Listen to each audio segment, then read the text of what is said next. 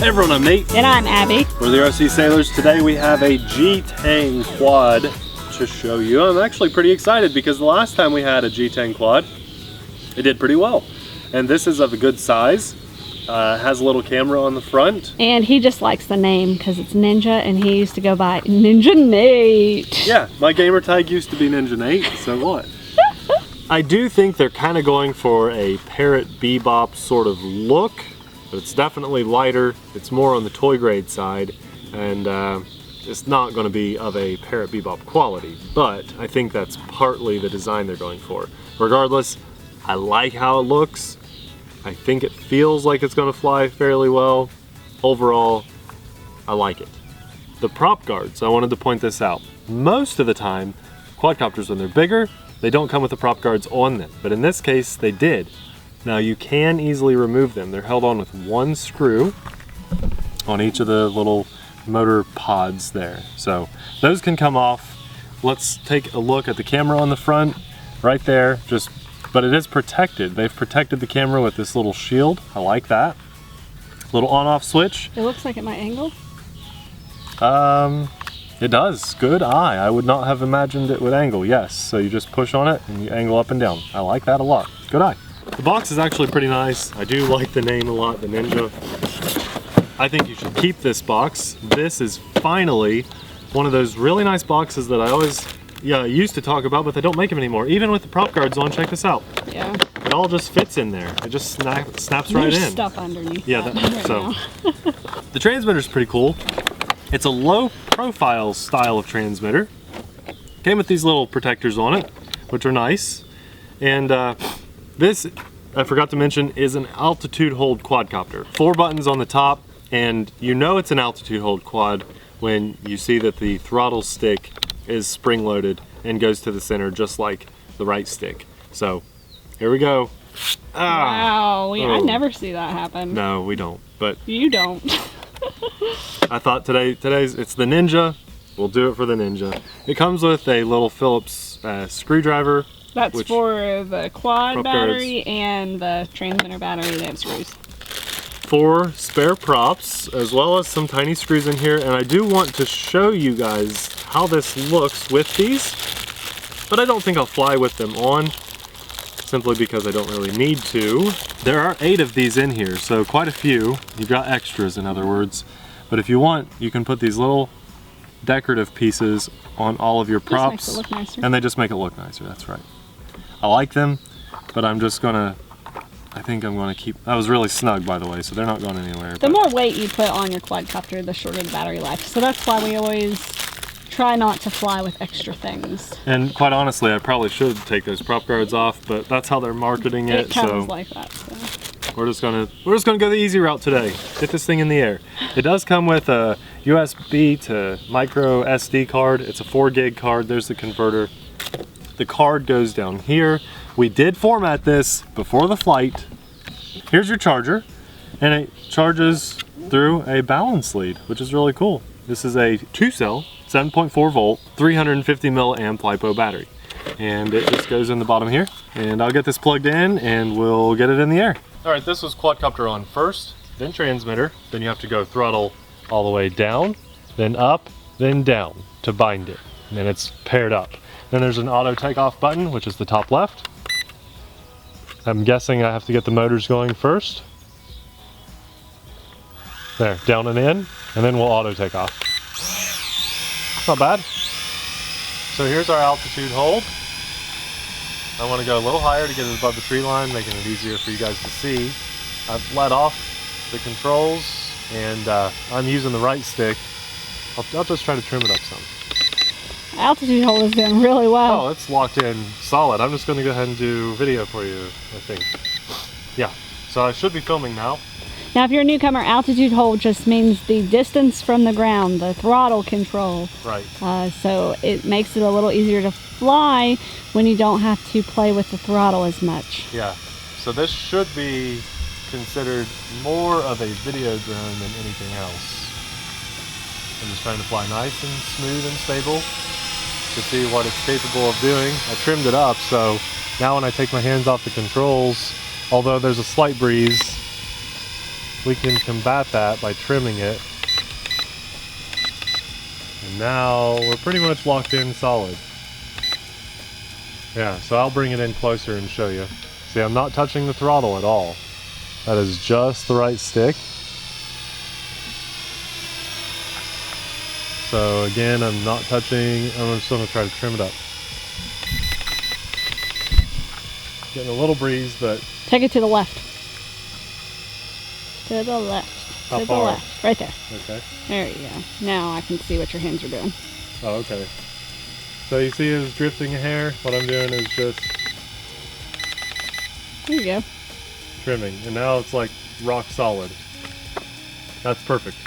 Okay, let's see a little bit more what this is capable of doing. I want to fly a little faster now. Now that's that's full forward. It does have lights. I'll get it in closer. That's full Rates. forward. I said rates. Oh, rates. Yes. Yeah, it does. It has lights though. Yeah. So that's full forward in this rate. I think this is my rate button. Clicking the left stick. Yep. And now we're a good bit faster. I like this. This flies really well. Really, really well. I'll try to see if there's any higher. Just the two. So have really slow and stable. That's full forward in this slow, stable flight mode, which is good for filming something.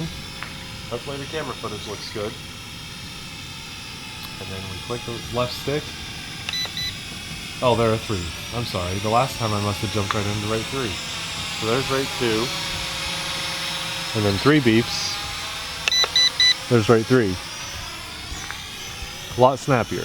And there is a camcorder icon on your screen Let that you know shows you're- you're recording. Yeah, really nice. And then when you hit the camera button, it flashes a camera.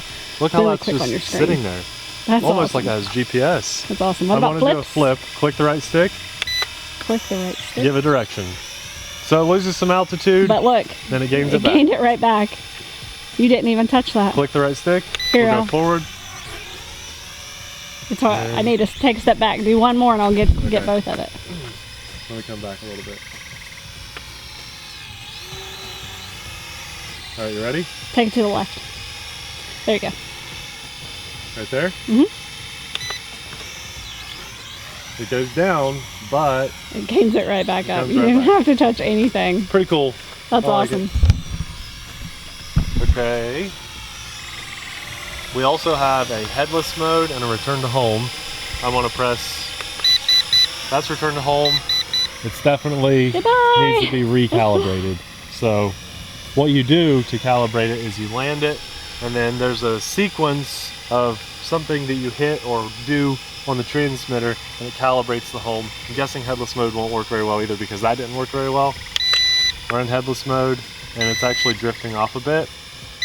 So I definitely need to recalibrate the little compass in there. Oh, wow. I got so busy watching it myself, I wasn't filming.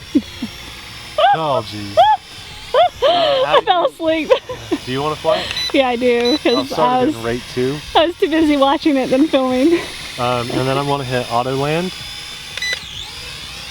And Pretty Not nice. bad. Wow. not bad. I'm really impressed with this one. I like too. this. The Ninja. I like it. You're in rate 2. GTeng Ninja. So you got to start the motors, both sticks, or at least the throttle stick down and in. Okay. Now they're kind of spinning idly, and then auto takeoff. Whoa. That went kind of crooked. It may have been sitting crooked when it took off.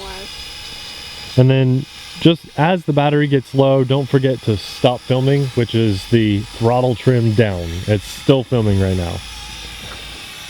And again, you're in rate 2, so it's pretty docile in rate 2. Where's the camera angle? I think fairly forward. Yeah, That's probably good with the speed we're flying. yeah. Look at that. This rock's solid. I'm super impressed with this. I mean, if you're a beginner and you're looking into a drone that's going to be pretty easy to fly to get you started, I mean, Yeah. She's sitting the controls down and running around while it's hovering. Very hard to film what you just did. I ran around in a circle with the transmitter on the ground. That was fun. But you can't do that with many budget quadcopters. Right, yeah.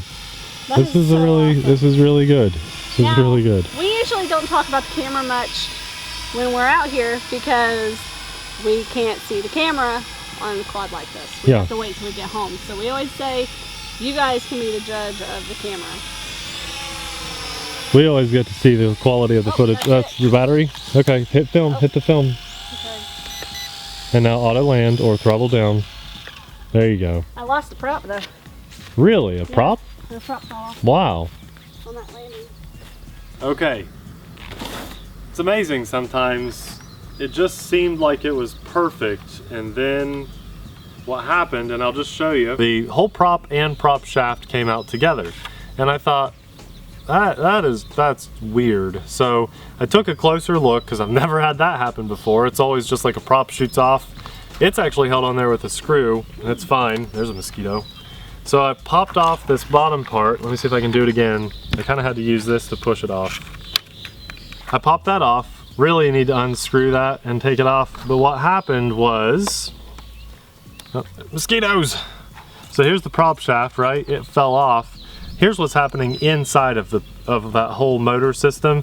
There's a little geared brushed motor here, and then it comes to this larger gear, and that gear goes to this prop shaft, and it just is snug fit on there. That's it. There's nothing else holding it on. It's just a snug fit. Just, you know, it's a good fit, but it just bounced on the ground with the lift of this prop, and it came undone. So this like shot out when it landed. And that was its auto land. Yeah, auto land. With the low battery. And then this had fallen loose in there like that. And so, yeah. Don't buy it. That's so sad. It was Don't so buy good. It. Yeah, cannot buy that one. There's no way. Definitely dud. There's the benefit of watching our channel. You know, someone had commented a couple days ago, or maybe it was last night. They said, you know, I bought this quadcopter and I'm having troubles with it. And I replied and I said, first of all, did you see that quadcopter on our channel? They said no. I said, if it's not on our channel, there's probably a good reason. It's probably not even something that we're interested in even seeing.